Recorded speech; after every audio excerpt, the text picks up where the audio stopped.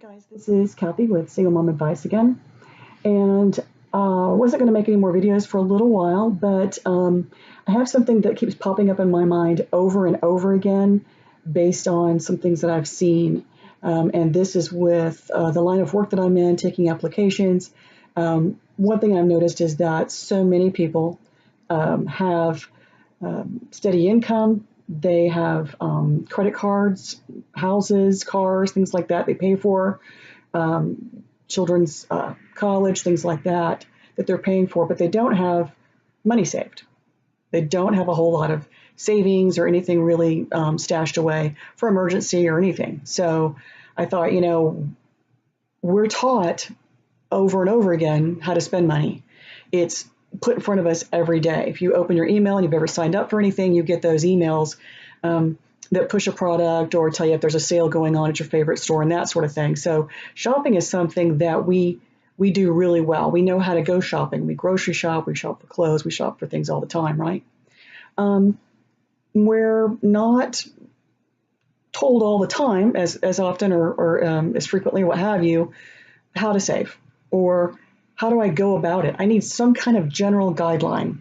And what I'm about to show you is not something I came up with because I'm not that good. One thing I've done over the years is pick up a lot of books on personal finance, and you can do this as well. But this is something that I could go ahead and share with you today that I've seen in a few different variations. I like this one the best to give you a general idea of how to go about it. Now, there's two things you need to know. One of the best ways to go about this is to pay yourself first. You'll hear that over and over again as well from some of those gurus who are trying to teach you how to save. And what does that mean? Have you ever noticed the more you make, the more you spend? We spend all the money that we have out of every paycheck, generally speaking. So the idea is that you put money in your investments and your savings automatically. Treat it like an auto bill pay. If you have that, an auto transfer from one account to the other with the same lending institution, with the same bank from where you have your checking. So you know when you get paid, however that works, if it's every 2 weeks, twice a month, once a week, whatever it is, set up an auto transfer, choose a flat amount. Maybe a percentage works better for you if they offer you that option, and have it go into that other account because that account for savings is going to be for things like emergencies so that you're not using your credit cards, for example. Okay, this also all goes to being debt free. And you say, well, how do I get out of debt first? If I've got more debt, don't I have to pay off all of my debt first before I can start to save? And the answer is no. One example I read about was, in any successful business where they have taken out loans for specific things, maybe it's a running line of credit to purchase more goods when they need to. When they tap into that, they also make that monthly payment. Okay, so it's always okay to put something away. You don't want to always be in this hole. Murphy's Law is such that if you get all your debt paid off and you're about to start saving, then something will happen, and it's not going to work. It's just a better way to look at it. Go ahead and save. Don't think about it. And when the time comes, you'll know, and you'll be able to use those monies wisely, especially if you put them in a good investment. Okay.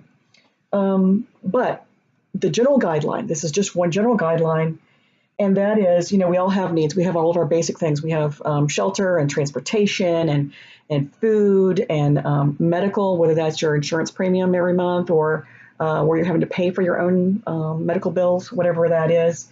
And things like, for those of us with little ones, it's daycare, and that's a really big chunk of our money, right? So you have to start with what your needs are first. And this is not going to work unless you know what you have coming in and what you have going out. So backing up a step, you only have so much coming in, and you know what you have to have going out at this moment. There are some things that you have that go out quarterly, annually, what have you. You need to account for those, spread them out across 12 months and say, what do I need to have on a monthly basis to manage my money? And that's really what we're talking about here, okay? So that you're in control of what you're spending, you're in control of what you're saving, and you're in control of those things that you'd like to do while you're still here. You don't want to wait till you retire to go on vacation, right? Okay, to relax. So it's about balance and it's about having control. Well, you have to know what your numbers are. Okay. So there's another thing I want to tell everybody that I've noticed some people don't do, and I'm not sure why. Open every piece of mail. Now, this is just advice from me. What I have found over the years is it's either a piece of information that I would not have expected to be inside the envelope that either told me I was about to get hit with some really large bill so I could prepare a little bit, or it was a check that I wasn't expecting. If it's junk mail, that's great, but always open your mail. You need to know what's coming. Don't be afraid. The other thing I want to tell you, this is really important when it comes to your money, is take the emotion out. When you go to work these figures, don't let it weigh you down to where you don't want to look at it, especially if you know you're in a tough spot. That is the time to clear your mind, take away the emotion, and say, what are the numbers? Look at them realistically. And one example is if you're someone who, let's say, goes to the bar every day after work. I know people that do this. They get off of work and they have a drink and before they go home and have dinner. Okay. If that's part of your budget, and for someone like me, it might be like a coffee. Okay. But if you have something that you need to include in your buckets, account for it. Okay. Don't say, oh, I'm going to have to stop smoking because it's not a category. This is your life.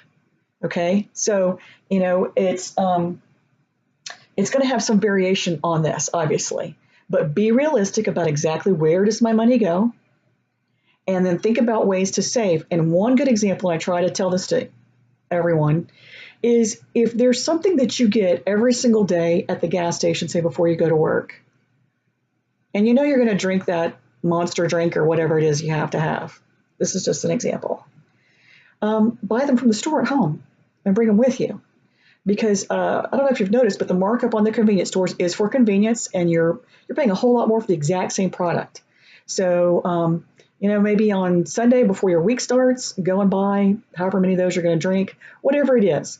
Same thing with snacks, all the snacky stuff you get there, whatever it is, gum, doesn't matter. Buy it at the store, okay? And if you can buy it in bulk, fantastic, okay? That's even better. But so what we're looking at is being good stewards of what we're given and being on top of where we are so that we can make a plan. You can't make a plan until you know where you stand today. You need a baseline measurement, right? You need to know how much you have coming in, as I mentioned before, and then how much do you have going out. Now, what do you want to do with that money? You've worked for it. You've paid the government part of it. You've probably had some taken out for insurance, right? Maybe you do have a 401k and that's the only thing you have and you just started with that company. That's fantastic. That's a really good deal. But know what you've got coming in, know how much you have going out. You say, when I know what I have going out, I've been tracking it, I looked at it, and now I need to know how can I instead save some, get some of these things that I want. I would like to take a vacation this year. I normally don't take a vacation. I would like to save for a vacation. What does that look like? Okay, how can I do this? So these are general guidelines, but we're going to start with needs, okay? And again, 50% on needs. This is of your total income. Wants, we're going to say 30%, and investments 20. Now, I was a single mom, still a single mom, with kids that were little for a long time, and the idea of having money to put away was not even a thing. Okay, it wasn't even a topic. Anyway, so I had to start here, so I'll say all that to say this. I understand that there are going to be times in your life where you're actually barely making it. Okay. Can you do without cable? Guess what? You can. I did it for many years. There are some things that you actually don't have to have. Okay. Things are tight. So back to this. So needs, these are general categories. Okay. If for housing, you're at 25%. Okay. 25% for housing. That's taxes, insurance, your homeowners association fees, your mortgage insurance payment, all of those things. Housing, 25%. Let's say your food's at 5, 7 on the car. These are going to vary a little bit, right? Obviously. Medical at 5, and work expense. So if you have specific things that you have to purchase for work on a regular basis, for some people who are in sales, it's like dry cleaning, but whatever. So, but we're going to include daycare in here. And as you know, that can be as much as your house payment. Anyway, and then, just what are your minimum debt payments per month? That's your revolving charge accounts, credit card accounts rather, and personal loans, things like that. Okay. Now you'll notice that if under our needs, these are our percentages of how much we're spending in these buckets. We're at 49%, 49, 50%. Okay. You say, well, what are these? This is money you're going to take out of your 30% want bucket if you're over in any of these categories and you can't do anything about it today. Okay. So keep that in mind. Where does my money go to if I want to save for a vacation? Right? You got to take a look at some of this. So if your housing, for example, is actually 35%, okay, that 10% has to come out of here. Because this is your income. That's your total income. You've only got so much to work with, right? So that's the idea with all of these. If your food is at 10%, then you put down 10% for this category. You don't put down 5, you put down 10. But you should not have more than 80%. This is your guideline. This is something that I think a lot of people would love to know. Hand me the key. Hand me some kind of guide. What am I supposed to be doing? What should I be looking at? How do I go about this? I don't have a plan. I don't have any idea. No one's talked to me about this before. And again, this is just one approach, okay?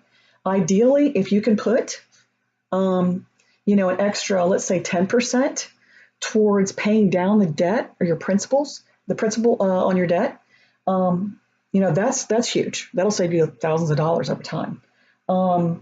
If all you have is your mortgage payment and you don't have a lot of other debt, fantastic, right? Because that'll save you a lot of money. So I'm not real big on clothing. I'm not a big clothing shopper. It's probably obvious. But some of these are going to be higher for you. Eating out might be a really big one for you. Okay. So this is the range. This is ideal. 50% on your needs. That's ideal. Okay. That's your goal. And then 30, if you wanted to go on vacation, be able to spend a little bit more, right? And then eat out once in a while. These are movies and that sort of thing. Okay. So 80% needs and wants in total. Start with this. This is your goal. See where you actually are. And look at what you're actually spending on your money on so that you can say, do I really need this? Is it really a big deal? Or am I getting nickel and dimed on this and should I get rid of it? Like, for example, my son has some kind of an account that's a music subscription. Sorry. It's a radio, I don't know, YouTube or something that's free. Do you really need to spend $12, $13 a month? Not really. Okay. But if you have room in your entertainment bucket for that, that's great. So this is how this works. If you want to give me some feedback down below underneath the video, let me know what you think about this, or if you have other ideas, or if there's something I left out, there may very well be. Feel free to check out books from the library instead of buying them. Okay, that's one way to save. And what you're looking for is the personal finance section. Okay, I hope this helps. Thanks very much.